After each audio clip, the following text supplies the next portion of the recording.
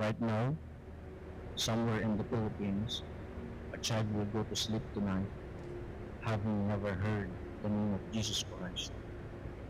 A family will live their entire life without once hearing a clear presentation of the gospel.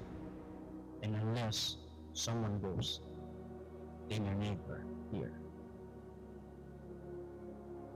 The harvest is ready, but the laborers are few. We are the Esteves, missionary to the Philippines and Southeast Asia. I did not grow up in a Christian home. I watched my father battle alcoholism. We moved from house to house, never truly settled. My heart was restless, searching for home. But God stepped into my story. He saved me, He changed me, and He gave me a burden for souls. In 2019, shortly after my wife and I were married, God called us to Dipakulaw in Aurora Province, a coastal town of over 33,000 people scattered across 25 villages. It lies between the Sierra Madre Mountains and the vast Pacific Ocean. Many areas are remote. Poverty is common. Most families survive by fishing day to day. When we arrived, we knew no one. We had no building, no connection, a very little resources, but we had the calling of God. So by faith, we began with children. We started a small children's center. Those children brought their parents. Bible studies began. Souls were saved. And then something beautiful happened. New believers began to take their stand for Christ. We have seen men, women, and young people follow the Lord in believers' baptism, publicly declaring that they belong to Jesus Christ. In a place where many had never heard clear gospel preaching, we have watched lives transformed and families changed. A church was planted. Today, some of those first children are now leading songs and playing instruments in the church. Those who were once listeners are now serving, and that is eternal fruit. But after 7 years of ministry, we are still renting a small place for worship. Every week, we set up and tear down. We do not have our own land. We do not have our own water source. Early in the morning, we line up to fetch water from another community just so the church can function. And every year, 2 to 3 typhoons strike our province. When storms come, families search for shelter. Imagine if the church could be not only a place of worship, but a refuge in the storm. A permanent building would mean stability for the growing church, a place for baptism and discipleship, a deep well to provide water for ministry and the community, a safe evacuation shelter during typhoons, and a visible lighthouse for the gospel. Right now, we are praying to raise $120,000 to purchase land and build a permanent church home. In 4 years, we have saved $6,000. We are sacrificing, we are praying, we are doing everything we can. But humanly speaking, this is beyond us. And that is why I am standing before you today. In the Gospel of Mark chapter 2, the Bible tells the story of a paralyzed man who could not come to Jesus on his own. He had no strength, no ability, no way forward, but he had 4 men who cared enough to carry him. When the crowd blocked the door, they did not quit.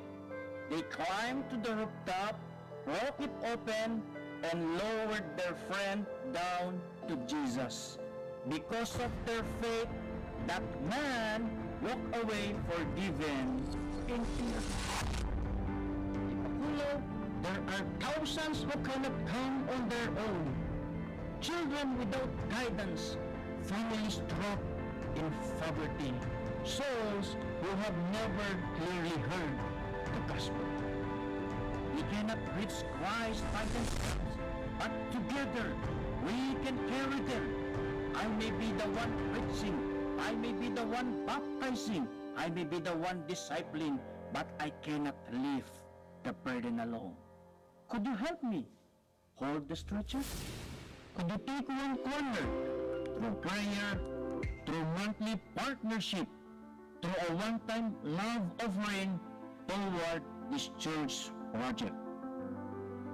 We cannot do this alone, but together, for God's glory, we can build something that will outlive us all.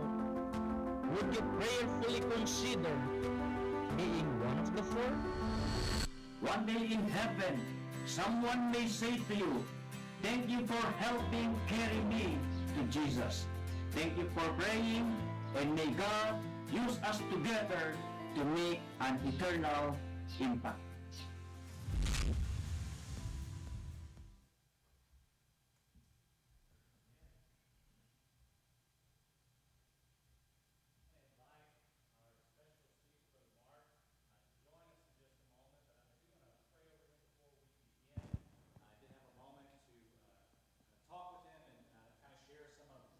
Vision that the Lord has given to him today earlier. And if you're not aware, when we went to the Philippines back in 2025, Brother Mark was a part of this, the revival, and we got to hear him preach and see really kind of what the Lord's doing there in the Philippines. So I'm excited to hear his personal testimony a little bit and what he's brought for us in the Word tonight. But let's begin and let's pray. Father, Lord, we do thank you. We thank you for your goodness. Lord, we do thank you that though there are parts of the world that, Lord, they don't have access to the truth as readily as we experience today, Father, they're just as in need for the truth of the gospel. And so, Father, we thank you for men and women who have answered the call, Lord, and who are going, Lord, not knowing how you will provide day to day, but trusting that you will provide nonetheless. So, Father, we do pray for Brother Mark and our missionaries all over the world, Lord. We do pray that not only will you provide for their needs, but, Lord, that you will use your faithful servants as you see fit, Lord, to draw us in and to convict us, Lord, to help us to hold everything that we have loosely for your kingdom, and that you might receive all the glory and praise. So, Father, we praise you tonight, Lord. We thank you for this opportunity to hear from your word. And, Lord, I just do pray for Brother Mark. I pray that you would fill him with your spirit, Lord, that you would equip him to speak clearly to us, and, Father, through him, Lord, that you can speak to us and that we would respond to your loving kindness that you've showed each and every one of us. Lord, we ask this all in the name of Christ. Amen. Brother Mark, will you join us? Sure. How to turn this on? Yeah, it's okay. Yeah. Amen. It's good to be in the house of the Lord. And just bear with me. And because in the Philippines, we do have 171 different dialects. Yeah. And languages. And I can speak 2 of them, plus English. And also my English is just limited. If I speak in tongues after 5 minutes, I'm sorry. Okay, just bear with me. Have you ever heard the pastor, the preacher, there was a preacher that he asked the pastor, and then I'm going to ask the pastor again, how many times I have preacher? How many times I have here? Okay, yeah. And then also, as a missionary, as a respect to the pastor, we always ask the pastor how many times we have to preach, to speak. And then the pastor said to the missionary, I'll give you 45 minutes to present your work and to preach. And then the missionary stood behind the pulpit. Then after 30 minutes, he keeps preaching. And then 35 minutes, and then 45 minutes was over. And the missionary is still preaching, is still shouting. And it already 12:30. And then the lady at the back row started shouting, and she said, "Oh, preach it, Pero! Preach it, Pero!" And then the pastor, the missionary is still preaching. And then when he finished, he went to the lady and he asked her, "Oh, ma'am, I heard that you called me Pero." "Yes, you're right, you're correct." "And then why you called me Pero?" And the old lady said, "Because you don't let our people go." Don't shout there, okay? Preach it, Pero, okay? Look at this. 1 Kings 17, verses 1 to 7, the Bible says, "And Elijah, the Tishbite, who was on the inhabitants of Gilead, said unto Ahab, As the Lord God of Israel liveth, before whom I stand, there shall not be dew nor rain this years, but according to my word. And the word of the Lord came unto him, saying, Get thee hence and turn thee eastward, and hide thyself by the brook Cherith that is before Jordan. And it shall be that thou shalt drink of the brook, and I have commanded the ravens to feed thee there. So he went and did according unto the word of the Lord, for he went and dwelt by the brook Cherith that is before Jordan. And the ravens brought him bread and flesh in the morning, and bread and flesh in the evening. And he drank of the brook," in verse 7. "And it came to pass after a while that the brook dried up, because there had been no rain in the land." Let's pray. Gracious God and Heavenly Father, Lord, once again, I come humbly to your throne of grace, and we come humbly, Lord God, tonight. Lord, we just want to say thank you for your goodness and for your loving kindness, O Lord God. Thank you, Lord God, for your grace and for your mercy. Thank you for giving us your Son, Jesus Christ.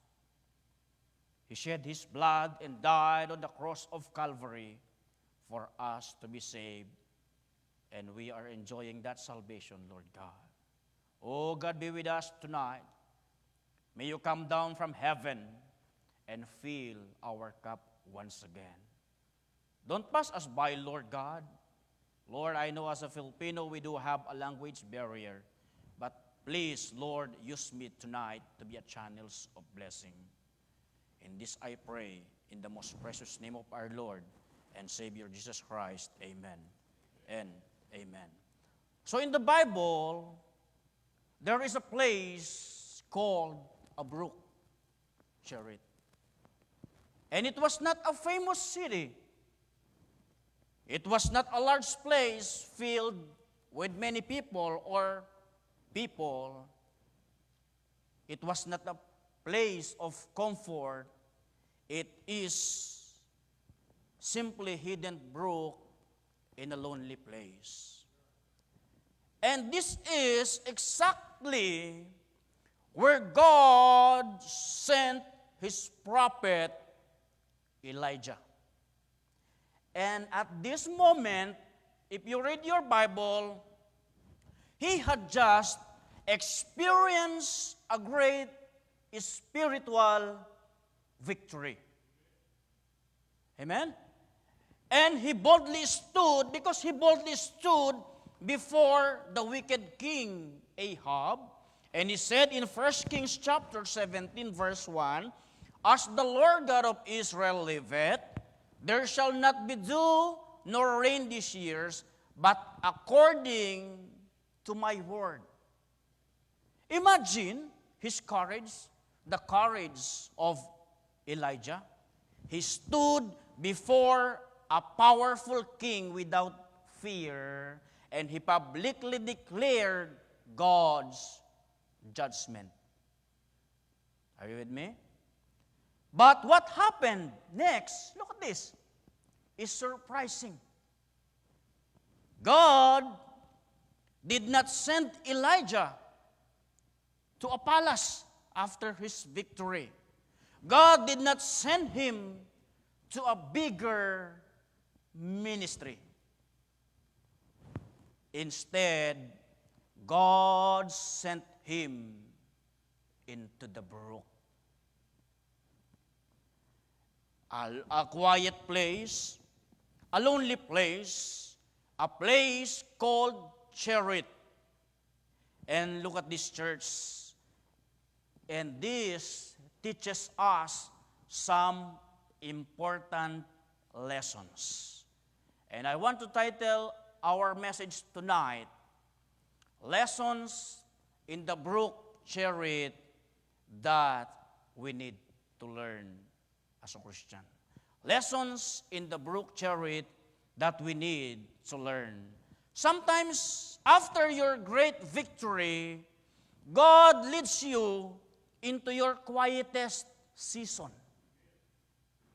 Sometimes, after your loud moment, God brings you into silence. And I do believe, sometimes after public success, God separates us to people. Not to destroy you, but I believe to develop us as a Christian. Not to destroy you or to destroy us, to develop us. Because Brook Cherith was not a place of punishment. It is a place of preparation. Amen? It is a place of preparation. God often does His deepest work in hidden places. And look at this. Moses spent time in the wilderness before God called him to lead the Israelites going to the promised land. And also David spent time hiding in a cave before becoming a king. And even the Lord Jesus Christ spent time in the wilderness before His public ministry. Amen? Lessons in the Brook Cherith. So before promotion, I believe there is always a preparation. And before public ministry, there is a private training. And from this passage, we will learn some lessons. Number one lessons, we need to learn how to wait. We need to learn how to wait. Wait for what, Brother Mark? Look at this. The Bible says in 1 Kings 17, verse 2 and 3, I will read verse 3, Get thee hence, and turn thee eastward, and hide thyself by the brook Cherith that is before Jordan. We need to learn how to wait. Wait for the instructions of God. Amen? And this instruction coming from God did not sound exciting. After his great victory, God wants him to go to the brook. That's not sound exciting, right?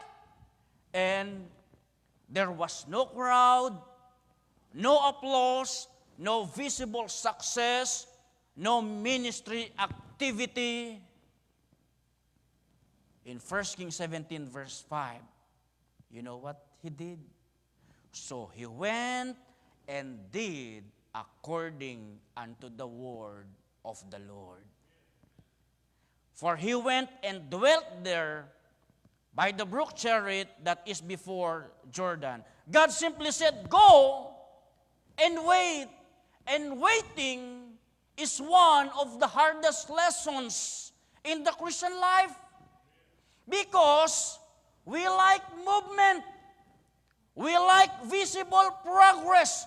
We like immediate answers. But God sometimes works slowly because He is interested not only in your destination, but in your development as His servant. Amen? He wants your development. Waiting, listen to this, church. Waiting is not wasting time when when God is the one who told you to wait. Yeah, sometimes we think, oh, nothing is happening, but heaven may be doing its greatest work in hidden seasons. So, wait. But they that wait, the Bible says, but they that wait upon the Lord shall renew their strength, and they shall mount up with wings as eagles, and they shall run and not be weary, and they shall walk and not faint. He didn't say, to those who rush will renew their strength. He said, to those who are willing to wait. The preacher's been to the Philippines. Brother Kenneth's been to the Philippines. Yeah. We Filipino, we love to eat rice. Yeah. Did you eat rice there, brother? How about you, preacher? All of you, yeah. So look at this. So a farmer plants seed in the ground. After planting, he sees nothing. Right? Immediately. He sees nothing immediately. Day after day, the soil still looks empty. An impatient farmer may think, oh, this is useless. But under the ground, listen to this, roots are growing. Life is forming. Strength is developing. The hidden process is necessary before visible growth appears. In the same way, your waiting season may feel silent, but God is working beneath the surface. So we need to learn how to wait. Amen? Not only that, number 2, and I will add this one, some of the strongest Christians are not produced in an easy season. They are produced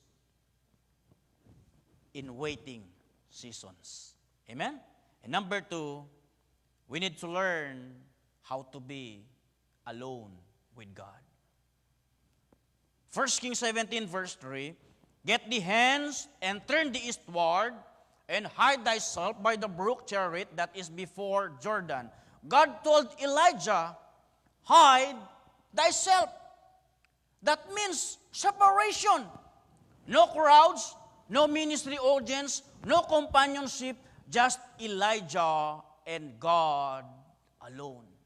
Sometimes, God removed distraction so that you can hear His voice clearly again. We need to learn how to be alone with God. And I want to tell you this, church. I'll tell you a story. 2023 preacher, we found out that my wife is pregnant to my second child, Aaron. All of the lady in the church said, oh, brother or Pastor Mark, we're going to pray. We will pray that God will give you a son. And that's my prayer too. And God answered our prayer. The Lord gave us a son. And we named him Aaron Grant. From the word grant, granted. The Lord granted our prayer. And you know what?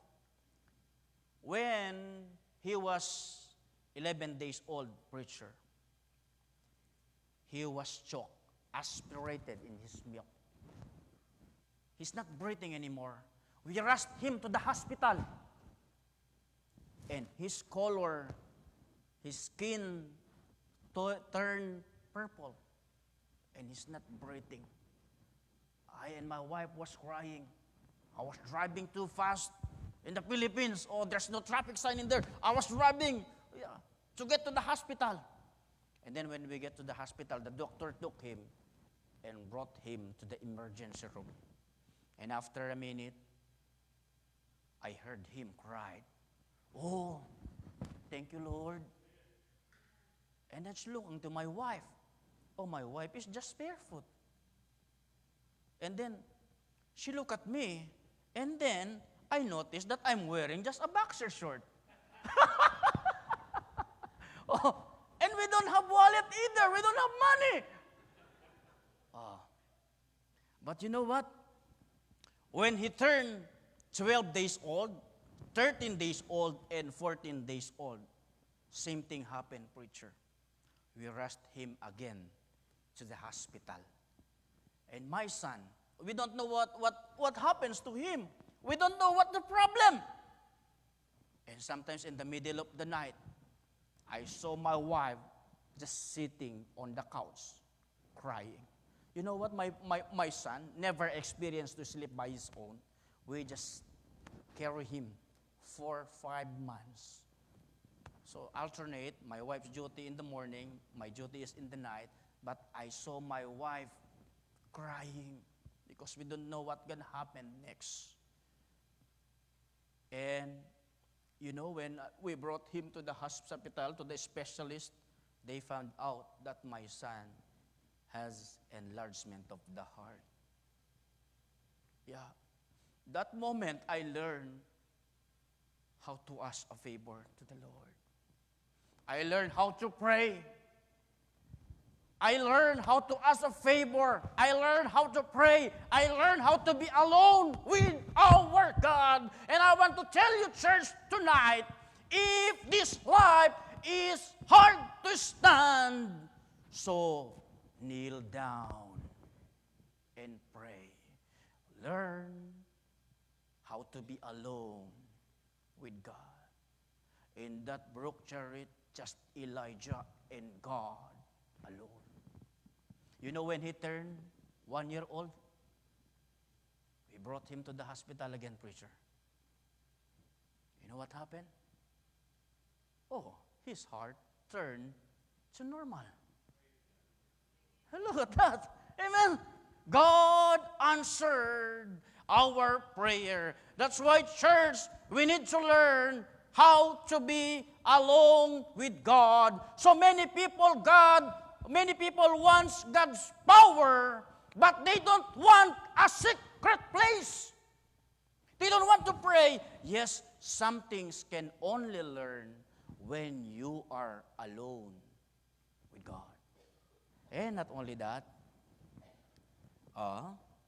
last time when I rode a bus, so it's not easy to be alone, I told preacher. It's not easy to be alone. So when I was riding a bus going to the airport, so I cried when when I heard my son crying because he didn't want me to leave. And sometimes when I'm alone in the prophet chamber, it's really hard, you know. Sometimes, why do I feel abandoned? Why people no longer around? And if you are not careful, loneliness can become a discouragement. And even the great servant of God, David, experienced a lonely moment. In Psalms 142 verse 4, the Bible says, he said, "No man cared for my soul." But you know what? But in lonely places, David learned something powerful. You know what he learned? The Bible says, David said, that God is enough. And I want to tell you this, church, God is enough. Amen? So you need to learn how to be alone with God. So there will come a time you must stand alone. There will come a moment in your life where nobody can carry you spiritually. Your pastor cannot always be there. Your friends cannot always help you. Your family cannot always understand your burden. And God allows those moments because He is teaching us spiritual maturity. Amen? We must learn how to be alone with God.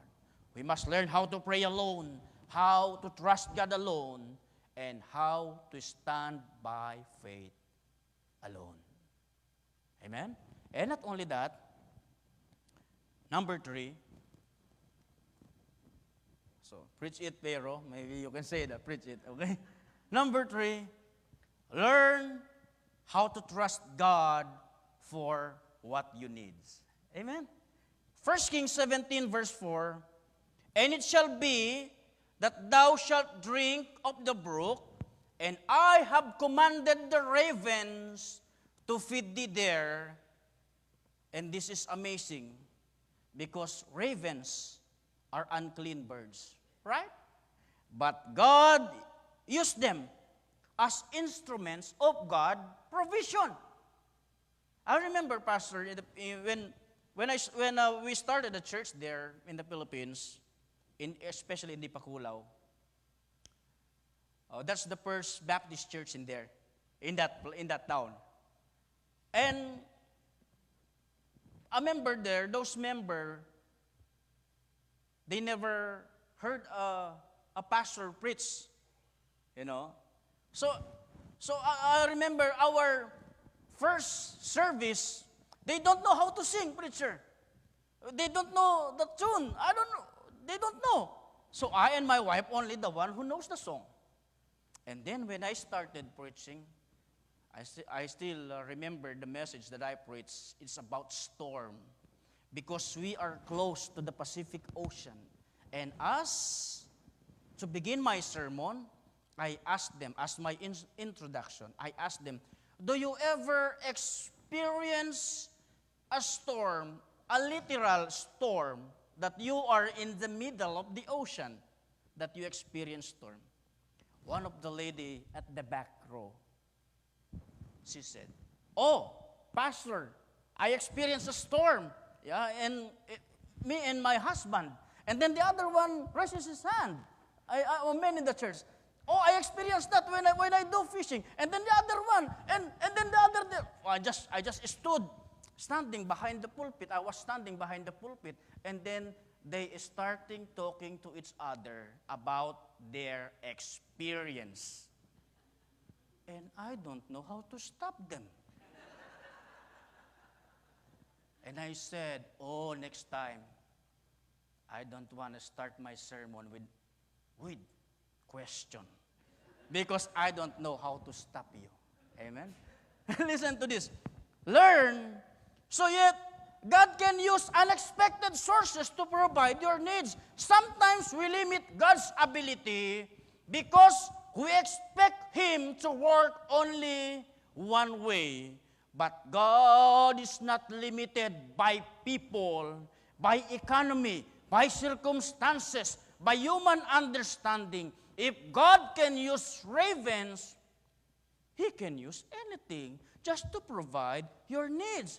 In fact, the Bible says, but my God shall supply all your need according to His riches in glory by Christ Jesus. So God didn't promise your wants, but He promised your needs. So every day, Elijah learned dependence. I had experience also.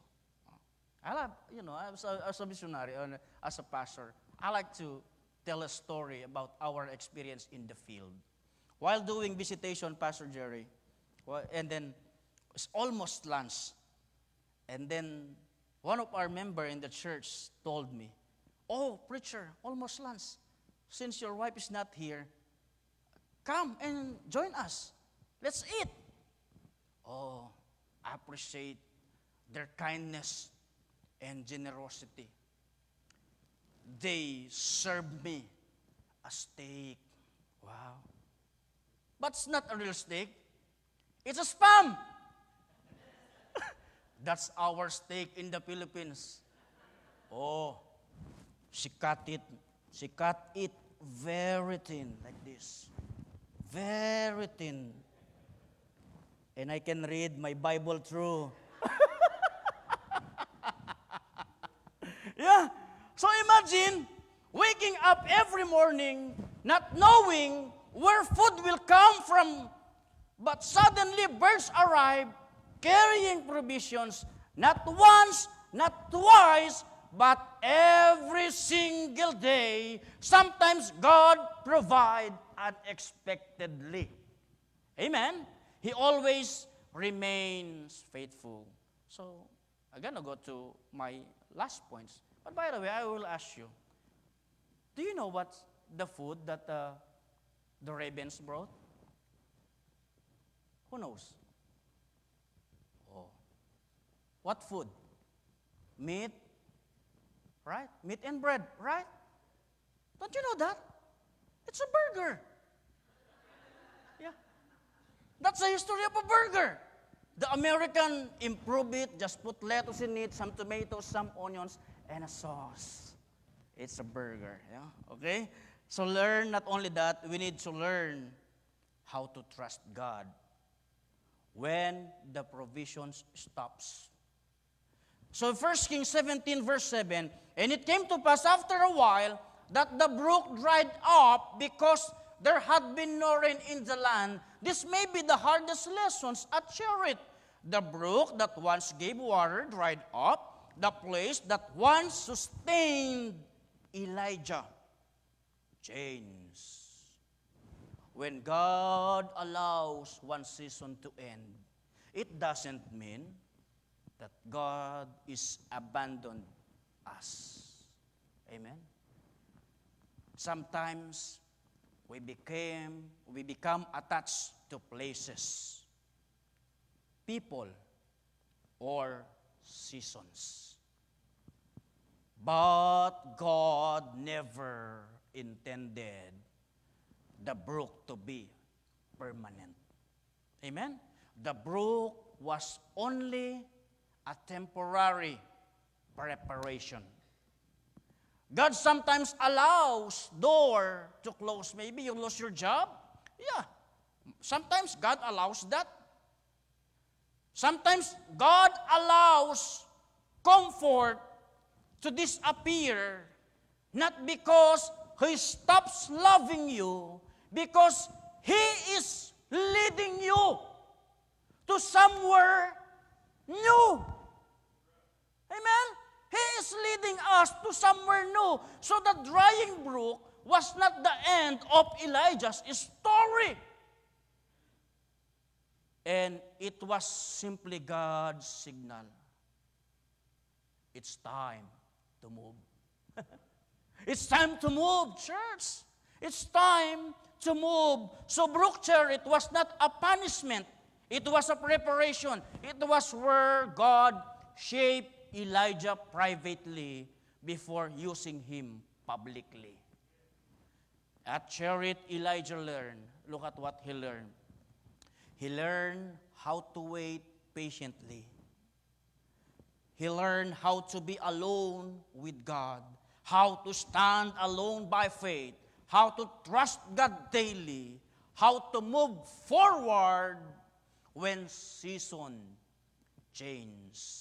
So before Elijah stood boldly on Mount Carmel, he first sat quiet in that brook. And maybe today, church, member of this church, maybe today, you are in your own Brook Cherith. You feel hidden sometimes. You feel forgotten. You feel separated. You feel confused.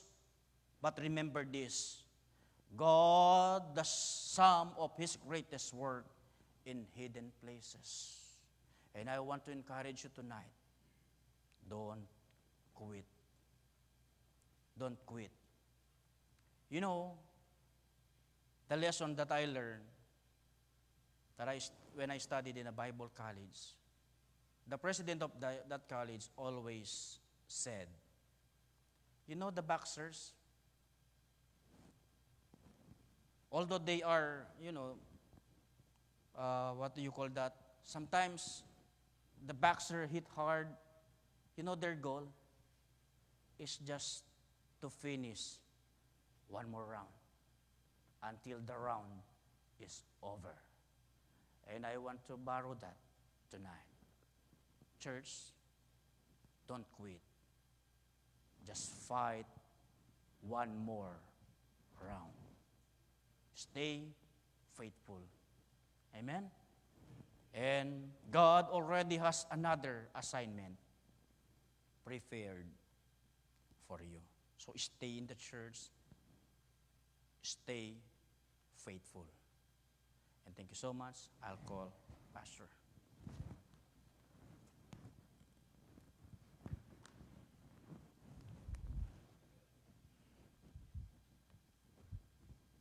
Thank you, preacher.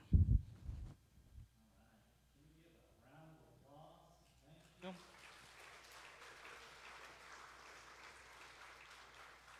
I don't know about y'all, but that was certainly a blessing to me. I'm going to have our ushers go ahead and prepare. We're going to take up another love offering. And Ms. Tom, would you mind joining me, and we'll play an offertory as we do that. And so anything in this offering, whether it's in a blue envelope designated to Brother Mark or just loose, will be going towards him as a love offering. Pray about how we would be led.